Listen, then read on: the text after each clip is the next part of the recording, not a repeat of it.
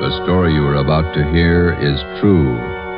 Only the names have been changed to protect the innocent.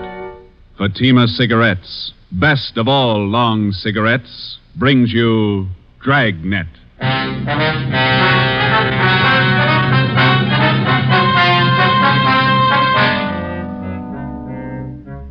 You're a detective sergeant.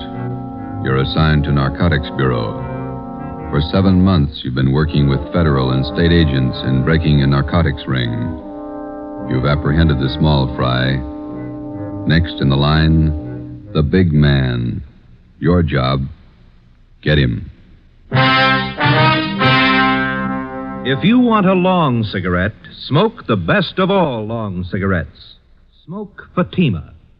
Fatima is the long cigarette which contains the finest Turkish and domestic tobaccos superbly blended to make Fatima extra mild. And that's why Fatima has a much different, much better flavor and aroma than any other long cigarette. That's why Fatima has more than doubled its smokers coast to coast. So, if you want a long cigarette, smoke the best of all long cigarettes. Smoke Fatima. Dragnet, the documented drama of an actual crime. For the next 30 minutes, in cooperation with the Los Angeles Police Department, you will travel step by step on the side of the law through an actual case from official police files. From beginning to end, from crime to punishment, Dragnet is the story of your police force in action. It was Wednesday, July 9th. It was warm in Los Angeles. We were working the night watch out of Narcotics Bureau. My partner's Ben Romero. The boss is Thad Brown, chief of detectives. My name's Friday. I was on the way into work, and it was 3:58 p.m. when I got to room 24, Narcotics Bureau. Hi, Joe. Feel better? Oh, not quite as tired, Ben. That Costello thing was a long haul. Narcotics Romero. Okay, Bacon. I'll tell him. Meeting's in 5 minutes. Chief Brown's office. Okay, I want to pick up my stuff from the captain first. Hi, Skipper. Come on in. You look a little better, Friday. Get some rest? Yeah, and a couple of good meals. That's the trouble with the Flats gang. They never knew where to eat. Sit down, Joe. I want to talk to you. We got a couple of minutes before the meeting. You'll probably be getting this all up and down the line from here in. Just want to let you know that we think you and all the men in the operation did a fine job. My part wasn't much. You did more than I did. Oh, we all worked, but you had the dirty end of it. Good job. Here's your equipment. You'll need it now. Oh, yeah, thanks. Badge, your ID card, your gun. 6 shells, that's all of it, huh? Mm-hmm. That's it, thank you. You're back at it. Yep. Here's one for you. Look at this. What's that you got? Mug shot of a girl picked up in a narcotics raid last night. Pretty girl. Long blonde hair, beautiful eye. She looks young. High school girl? She was when that picture was taken, 1947. She was 16. Here, look at this one. Yeah. Same girl. Yeah. That's the way she looked at 11:30 last night when we picked her up. She looks 50. 19 years old. 3 years on heroin. She might as well be dead. She is. 8 o'clock this morning. Let's go. It's time for the meeting. You just looked at the best reason I know of for getting Belmont. She get her stuff from Belmont? Costello was pushing to her. He got his stuff from Belmont. They all do. Well, let's go. Right with you. Anybody brief you on the Costello interview, Joe? No, not yet. Chief Brown will fill you in. Here we are.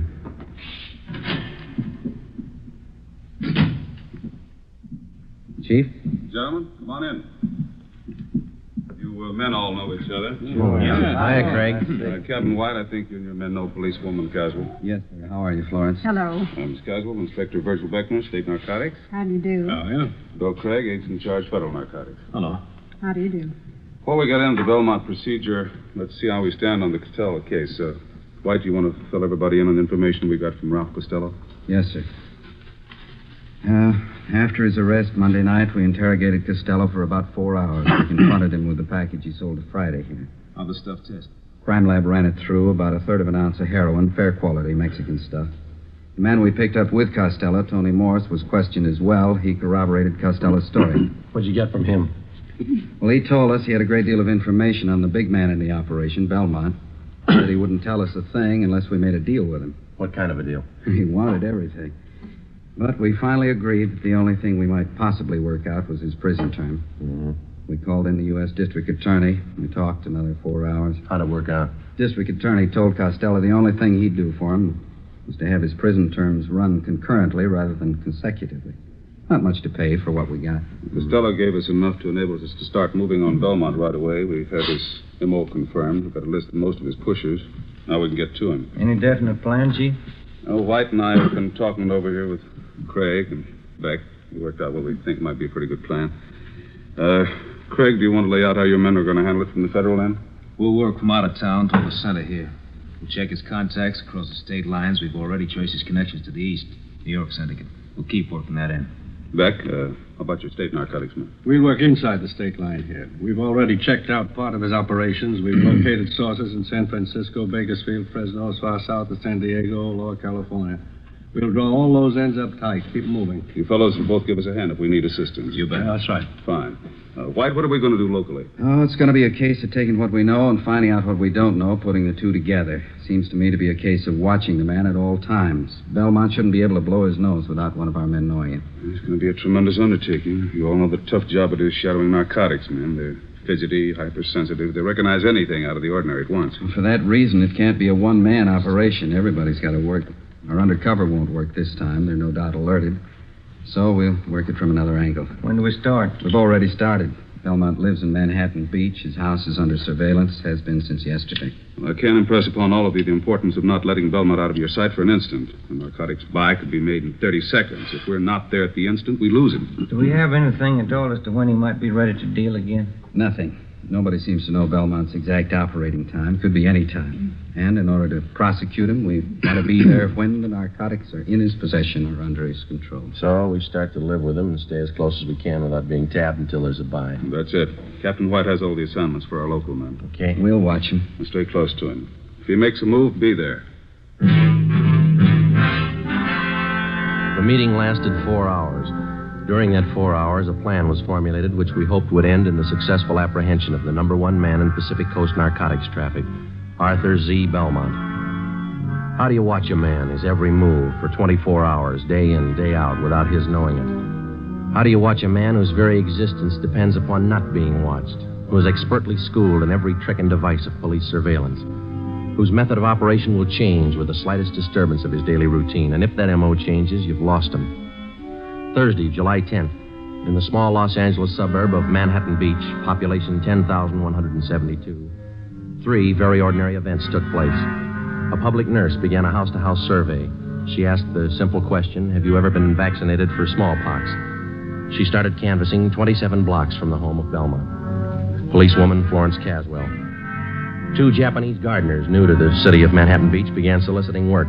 They started asking for jobs 38 blocks from the home of Belmont. Sergeant Ten Fujikuni and Patrolman John Kagawa.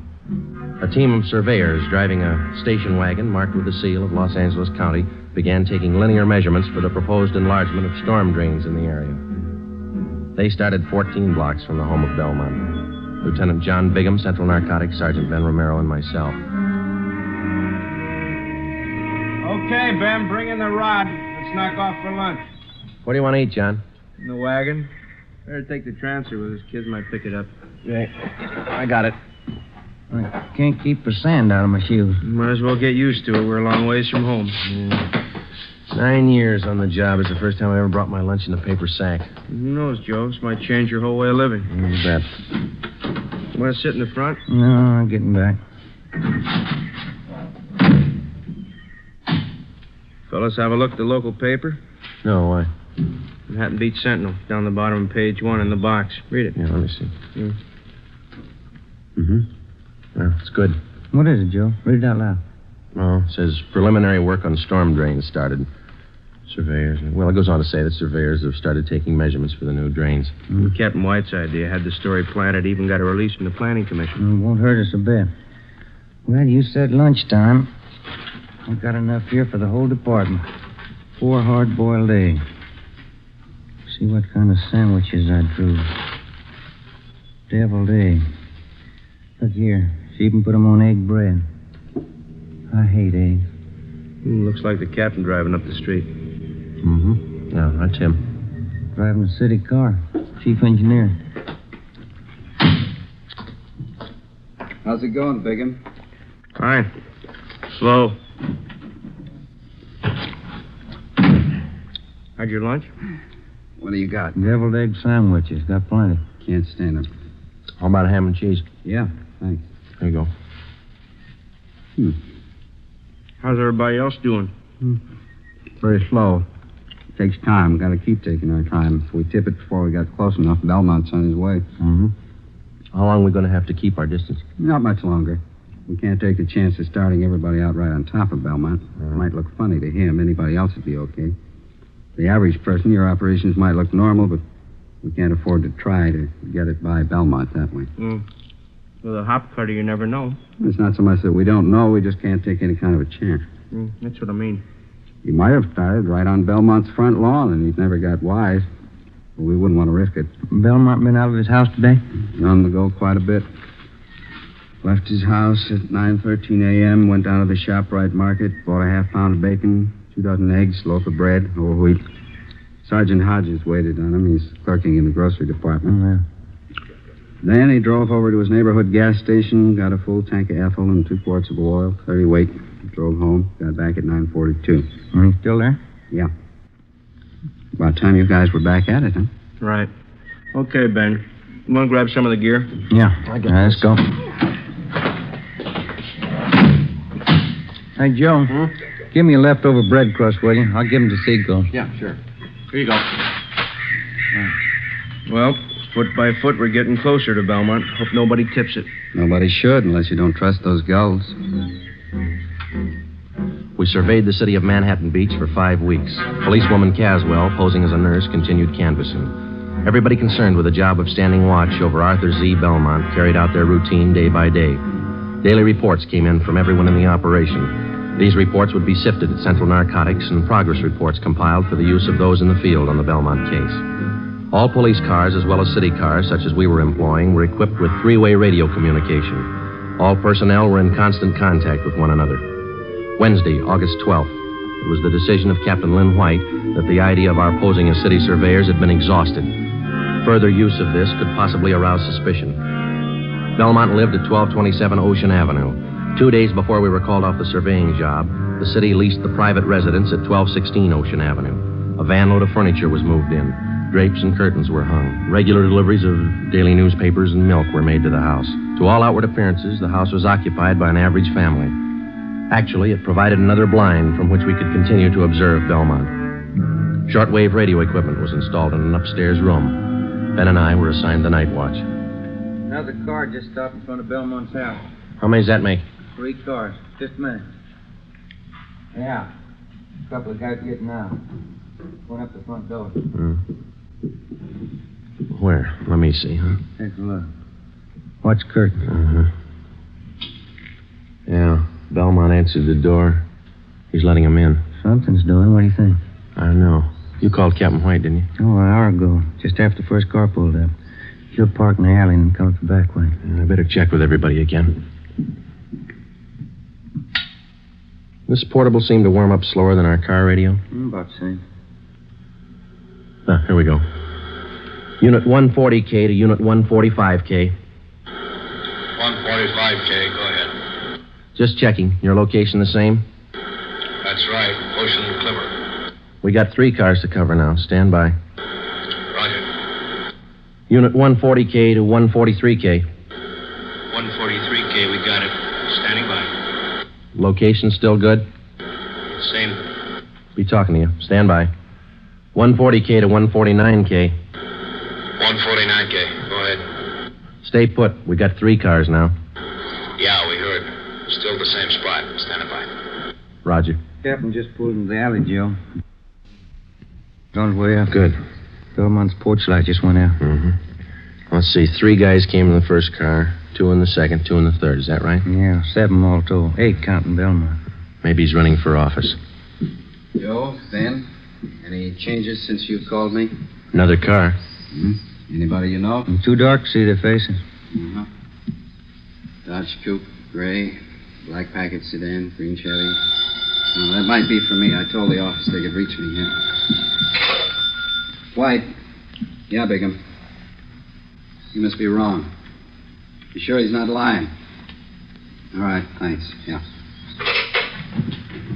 You sure Belmont hasn't left his house since you came on duty? Couldn't possibly. Not without somebody in the detail spotting him. He got out somehow. He made a buy.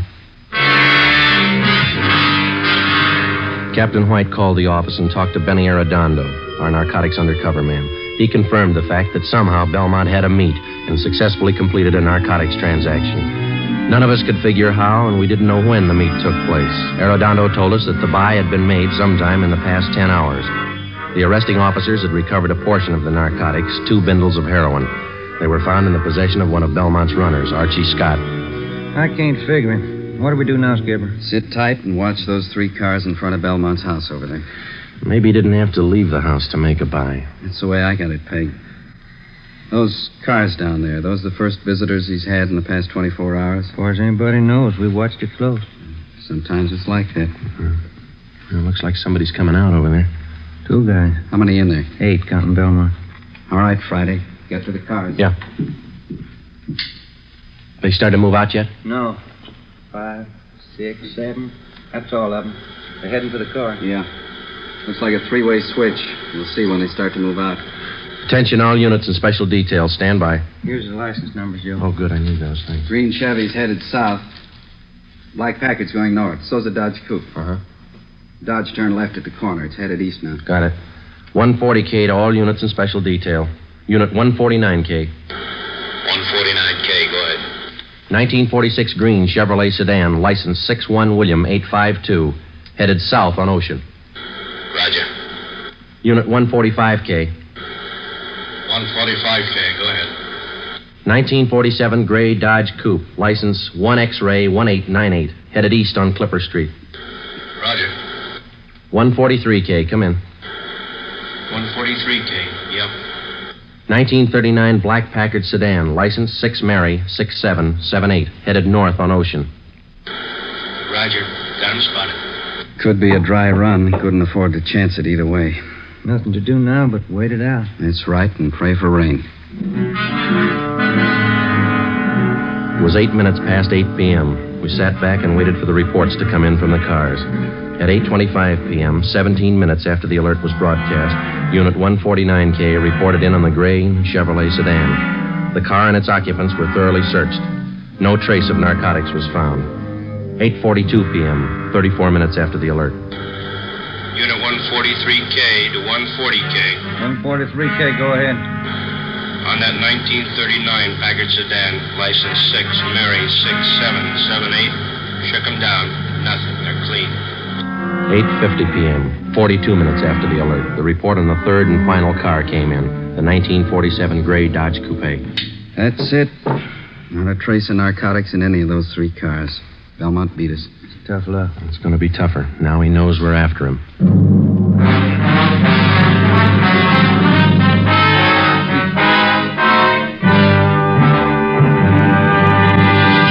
You are listening to Dragnet, authentic stories of your police force in action. Now, here's an authentic report from Fatima Cigarettes. In 1949, Fatima more than doubled its smokers from coast to coast. In 1950, enjoy Fatima yourself. You'll find Fatima extra mild. Because Fatima is the long cigarette which contains the finest Turkish and domestic tobaccos superbly blended to make Fatima extra mild. You'll find Fatima tastes much better. Fatima's superb blend gives you a much different, much better flavor and aroma than any other long cigarette. You'll find Fatima best in cigarette quality. Fatima has always stood for the best in cigarette quality. For a new year of greater smoking enjoyment, buy Fatima in the appealing golden yellow package. You will agree, Fatima is the best of all long cigarettes. The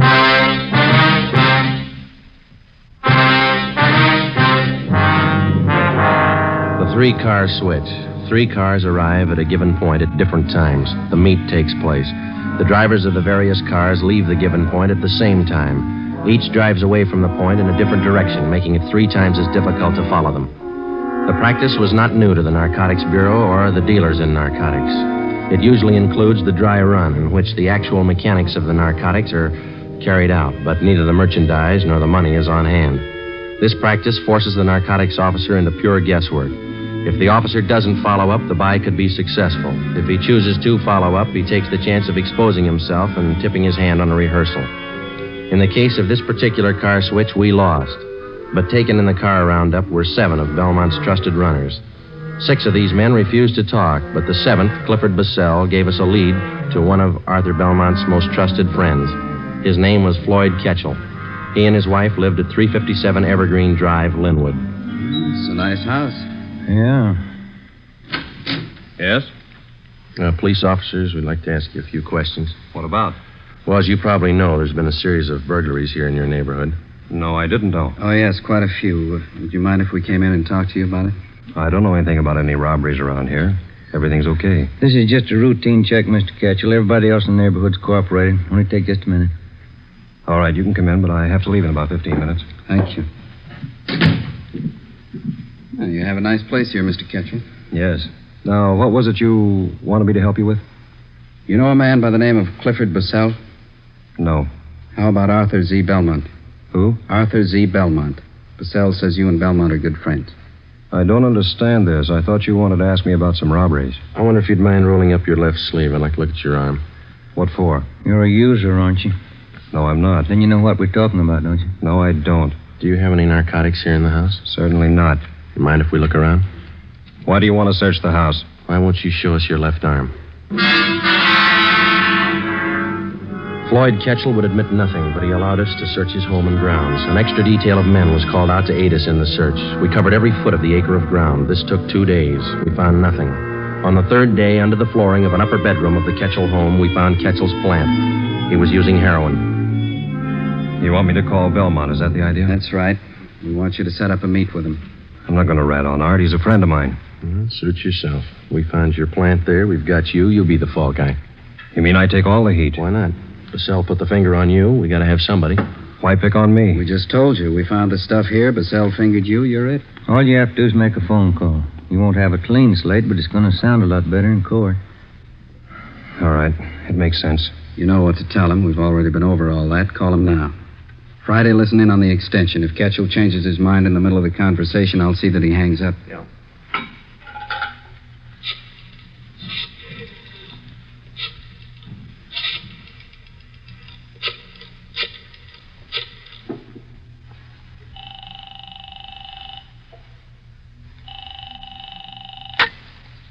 Hello? Hi, Art. Floyd Ketchel. How are you, Kedge? Fine. How's Edna? She's fine, Art.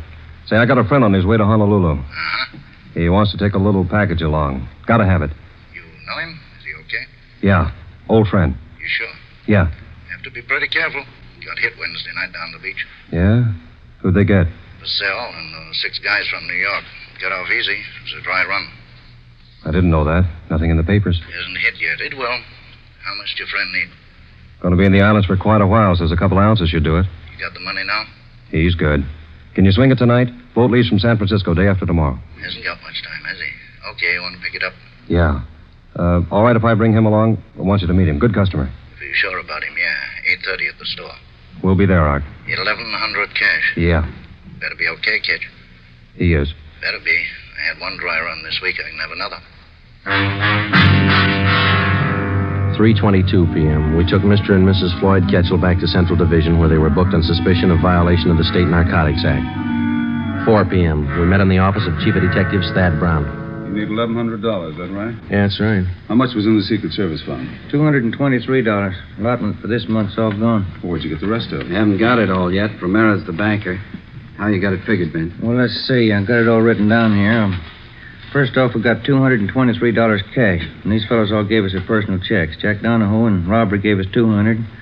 Johnny Bacon put up $100. And Captain White's in for $150. Joe put in $35, and 22's all I could swing. That's, $720. You need $380, right? Yeah, that's the way I got to figure. Okay, I think I can make up the rest. How about Wynn's Cadillac? He loan it to you? He's out getting it washed. It's 41, isn't it? Yeah, sedan. A little old, but it looks good when it's washed. Flashy. Oh, that's what you need. You going to make the byway? Yeah. Ketchel will be with me. Okay, so here, $1,100. Yeah, we've only got one hitch. It's 5 o'clock and the banks are closed. Yeah? Not much time to run around getting checks cashed. It was 5 p.m. We had 3 hours to cash $720 in personal checks. We split up and covered every possible place in the city where we were known and where we knew they would cash them. By 7:45 p.m., we had the $1,100 in cash. The serial number on each bill was listed and the money turned over to Captain White. The scene of the meet was a hardware store on East 9th Street, which Belmont used as a front. Belmont's hardware was located in a small neighborhood shopping district. On Friday nights, the stores remained open until 9 p.m. Promptly at 8:30, Captain White and Floyd Ketchel pulled up in front of the store and went in. Ben and I waited in our car a half a block down the street. It was 8:35. There they are. They're coming out. Must have made the buy. Starting the car. Here they come. Watch for the skipper's signal, huh? Yeah. There it is. Let's go. Okay, pull over here.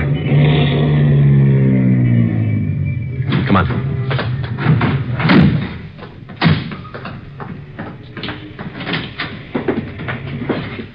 There's a clerk back there. You see Belmont? No. Yes, sir. Can I help you? Is Mr. Belmont around? No, sir. He just stepped out. You sure? Yes, sir. He went out the back door not a minute ago. Bigham and Cassidy are out there, aren't they? Yeah, he won't go for it. Oh, there's Mr. Belmont. Mr. Belmont, these gentlemen want to see you. Running up the stairs to mezzanine. Come on. All right, Belmont. Wait a minute. What's that barrel? Watch it. Look out! Pushing that barrel down the stairs. All right. Let's go. Come on. There he is. He's trying to reach that skylight. Belmont, get on. You'll never make it. You're slipping, Joe. Belmont!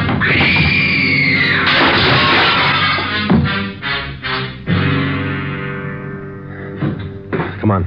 He didn't do that showcase any good. Yeah, he's through. Piece of that glass.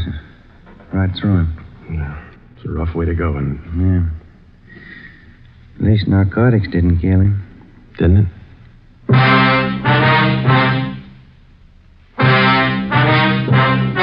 The story you have just heard was true.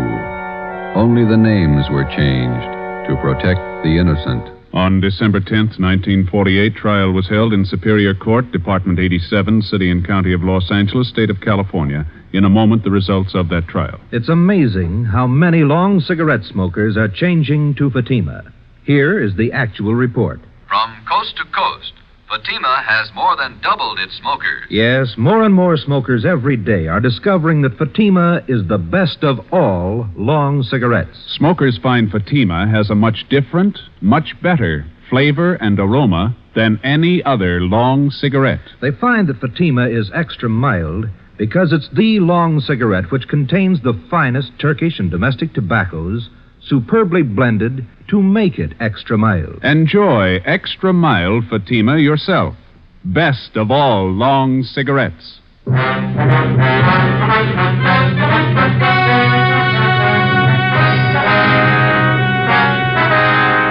12 members of Arthur Z. Belmont's narcotics gang were finally rounded up by federal, state, and local authorities. All 12 were tried and convicted of violating the Harrison Act and the State Narcotics Act. They received sentences as prescribed by law and are now serving their terms in state and federal penitentiaries. You have just heard Dragnet, a series of authentic cases from official files. Technical advice for Dragnet comes from the Office of Chief of Police W.A. Wharton, Los Angeles Police Department. Fatima Cigarettes, best of all long cigarettes, has brought you Dragnet from Los Angeles. Be sure to hear Mr. and Mrs. Ronald Coleman in Halls of Ivy tomorrow on NBC.